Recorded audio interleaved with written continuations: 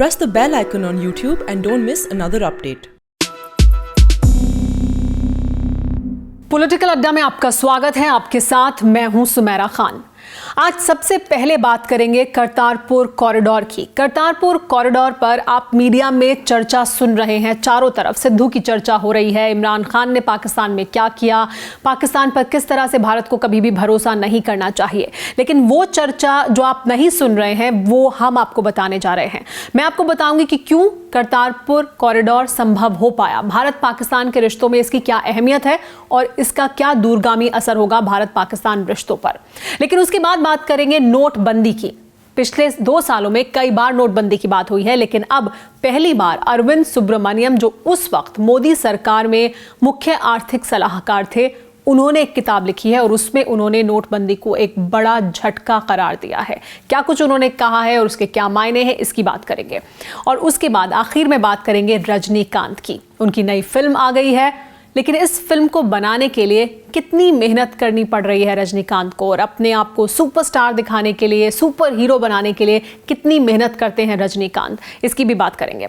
तो सबसे पहले शुरुआत करते हैं करतारपुर कॉरिडोर की चर्चा के साथ। करतारपुर कॉरिडोर में शिलान्यास हो गया है, भारत की तरफ भी शिलान्यास हुआ और पाकिस्तान की तरफ भी शिलान्यास का कार्यक्रम हो गया, खत्म हो गया।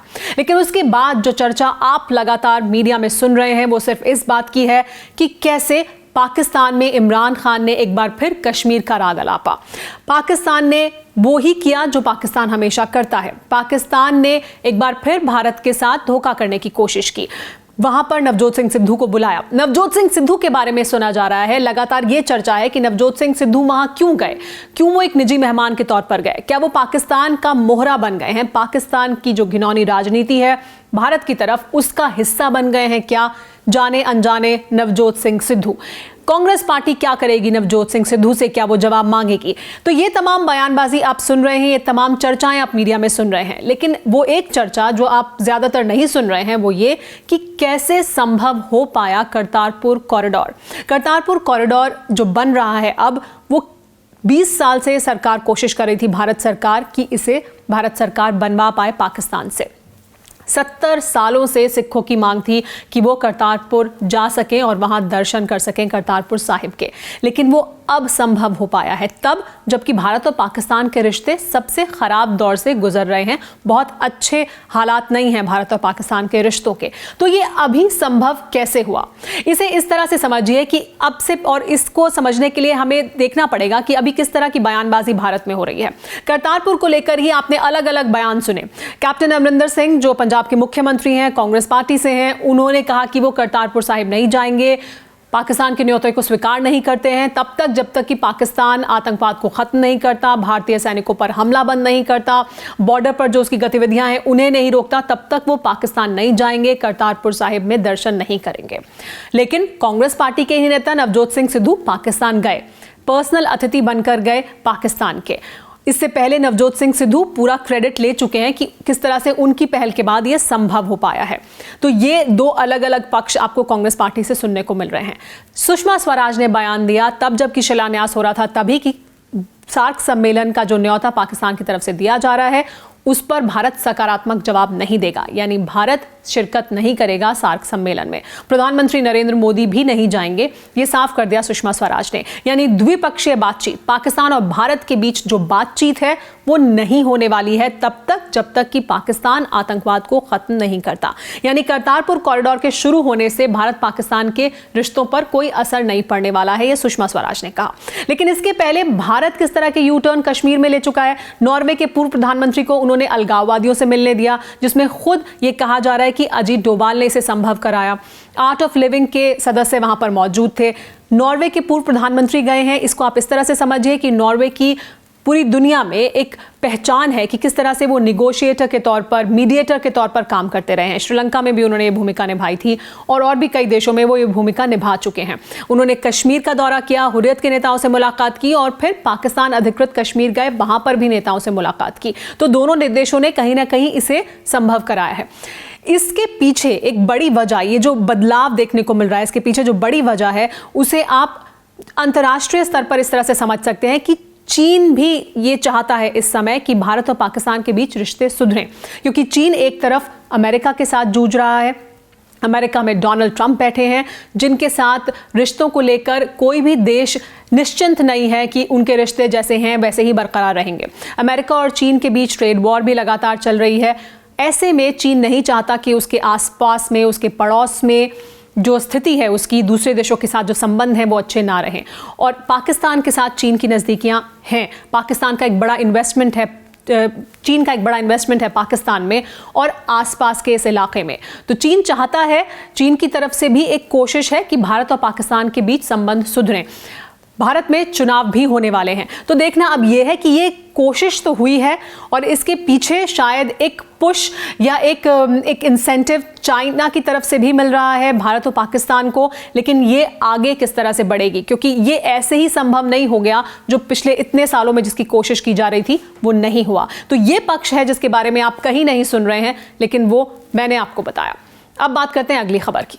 नोटबंदी एक बड़ा, सख्त और मौद्रिक झटका था। इससे बाजार से 86% कैश को बाहर निकाल लिया गया, जिससे जीडीपी भी प्रभावित हुई। अपने किताब के एक chapter the two puzzles of demonetisation, political and economic में इसके बारे में बात की गई है।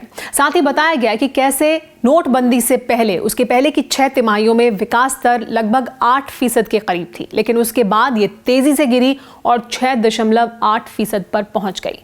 ये और कोई नहीं कह रहा, ये कह रहे हैं तब मोदी सरकार में राष्ट्रीय आर्थिक सलाहकार अरविंद सुब्रमण्यम। अरविंद सुब्रमण्यम ने अब एक किताब लिखी है।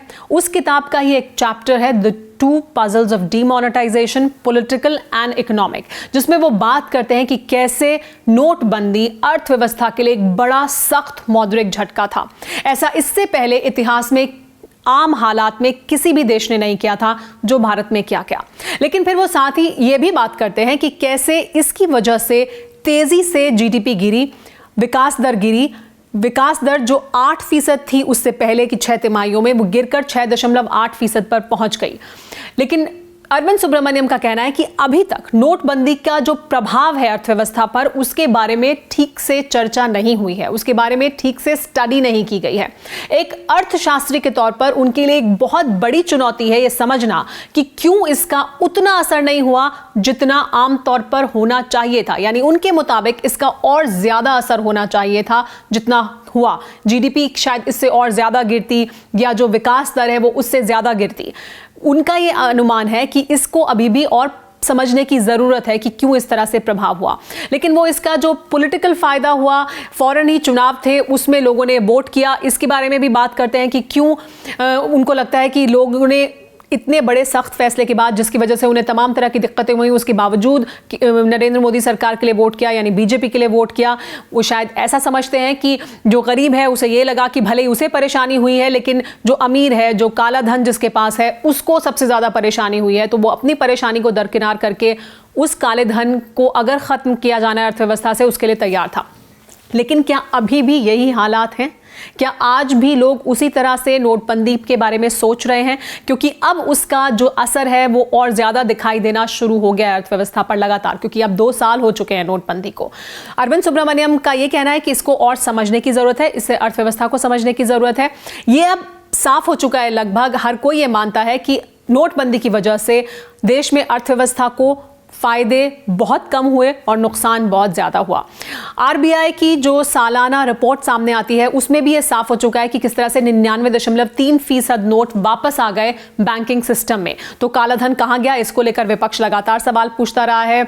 जो अर्थशास्त्री हैं वो भी इस सवाल को पूछते रहे हैं और तमाम जो इसके पहले के अर्थशास्त्री हैं, इस अरविंद सुब्रमण्यम से पहले, वो भी इस पर सवाल उठाते रहे कि कैसे इसका प्रभाव पड़ा मैन्युफैक्चरिंग सेक्टर पर, कैसे इसका प्रभाव पड़ा छोटे और मझोले उद्योगों पर, नौकरियां उसकी वजह से उनका सृजन नहीं हो रहा है, जो विकास दर है वो घटी है। साथ ही एक और बड़ी वजह जो जिसको माना जा रहा है, डीमोनेटाइजेशन को माना जा रहा था कि उससे डिजिटल पेमेंट्स बढ़ेंगे या लोग कैश को बैंक में रखेंगे, लेकिन कैश, जो घरेलू कैश है वो बढ़ा है, वो कम नहीं हुआ है नोटबंदी के बाद, बल्कि वो पिछले कई सालों में देखा जाए तो उसकी तुलना में वो बहुत ज़्यादा बढ़ गया है। यानी लोगों का कैश पर भरोसा और ज़्यादा बढ़ गया है नोटबंदी के बाद, जो कि अर्थव्यवस्था के लिए अच्छा नहीं है। आरबीआई ने अपनी रिपोर्ट में भी इस बात को कहा है कि ग्रोथ के लिए, देश में अर्थव्यवस्था को आगे बढ़ाने के लिए सबसे बड़ा जो स्रोत है वो घरेलू कैश है। उसको बैंकिंग सिस्टम में आना चाहिए, लेकिन वो उस तरह से नहीं आ रहा है, उस संख्या में नहीं आ रहा है जिस संख्या में आना चाहिए।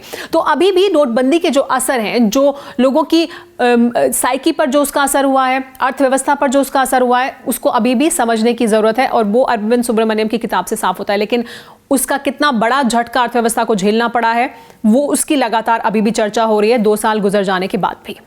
रजनीकांत को अपनी नई फिल्म 2.0 बनाने के लिए कितनी मेहनत करनी पड़ी है। एक सुपर हीरो दिखने के लिए इस सुपरस्टार को कितनी मेहनत करनी पड़ती है। आप कहेंगे कि 2.0 में बहुत सारे स्पेशल इफेक्ट्स हैं, एक बहुत महंगी फिल्म बनाई गई है, लेकिन इस फिल्म का जो सबसे बड़ा स्पेशल इफेक्ट है वो खुद रजनीकांत हैं। उन्हें स्पेशल इफेक्ट्स की मदद से इस तरह से जवान दिखाया गया है जैसे कोई भी सुपर हीरो हो। रजनीकांत को लेकर, उनके सुपरस्टारडम को लेकर, लेकिन जितनी भी चर्चा की जाए शायद उतनी कम है। देखना यह है कि लोग उनकी इस फिल्म को किस तरह से लेते हैं। लेकिन अब मैं या आप में से और कई लोग जो दक्षिण भारत से नहीं आते हैं, वो रजनीकांत के जादू को नहीं समझ पाते हैं।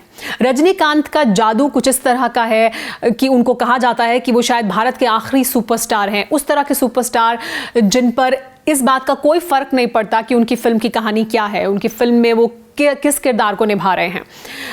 अब जो बाकी सुपरस्टार हैं, अगर उनसे उनकी तुलना की जाए, जैसे जैकी चैन या अमिताभ बच्चन, आप कहेंगे कि अमिताभ बच्चन के घर के बाहर हजारों लोग इकट्ठा हो जाते हैं उनको जन्मदिन की बधाई देने के लिए, वो अपने आप में एक सुपर ब्रांड है। लेकिन फिर भी उनकी फिल्म जैसे ठग्स ऑफ हिंदुस्तान वो फ्लॉप हो जाती है, लोग उसे देखने नहीं जाते हैं। तो वो सुपरस्टार हैं, वो सुपर ब्रांड है, उनकी बहुत लोकप्रियता है अमिताभ बच्चन की, लेकिन उसके बावजूद अगर उनकी फिल्म लोगों को अच्छी नहीं लगती तो वो फिल्म देखने नहीं पहुंचते हैं स्टूडियो तक। लेकिन रजनीकांत के साथ ऐसा नहीं है। दक्षिण भारत में तो ऐसा बिल्कुल भी नहीं है, लेकिन उसके अलावा भी दक्षिण भारत के बाहर भी जो उनकी लोकप्रियता है वो इन सब सुपरस्टार्स से अलग है। लोग उनकी फिल्म देखने पहुंचते हैं। वो और उनकी एक और जो अलग बात है वो ये कि किस तरह से रजनीकांत आम जीवन में खुद को सुपरस्टार जैसा नहीं दिखाते हैं। आम जीवन में वो एक आम शख्स की तरह दिखाई देते हैं। जो उनकी उम्र है वो उसको ढकने छुपाने में विश्वास नहीं रखते हैं। उनको ये भरोसा है कि जब वो स्क्रीन पर जाएंगे तो लोग उनको सिर्फ एक सुपरस्टार के तौर पर देखेंगे, एक सुपर हीरो के तौर पर देखेंगे। वो उनकी वो तस्वीर नहीं देखेंगे जिसमें उनके सर पर बाल नहीं है, वो चश्मा लगाते हैं, सफारी सूट पहनते हैं। वो जब सुपर हीरो को देखेंगे तो वो उस रजनीकांत से उसकी तुलना नहीं करेंगे। आमतौर पर सुपरस्टार्स या हीरोज अपने आप को एक हीरो की तरह ही आम जिंदगी में भी पेश करते हैं, लेकिन रजनीकांत ऐसे नहीं है। तो रजनीकांत का जलवा अपने आप में अलग है। इस फिल्म में भी उनका एक डायलॉग है जिसमें वो कहते हैं कि मैं आग लगा दूंगा। तो अभी भी लोगों को यही उम्मीद है कि उनकी जब ये फिल्म स्क्रीन पर आ रही है तो स्क्रीन पर वो एक बार फिर आग लगा देंगे और अपना जलवा दिखाएंगे। इसी के साथ पॉलिटिकल अड्डा में इतना ही। आपके साथ मैं सुमेरा खान।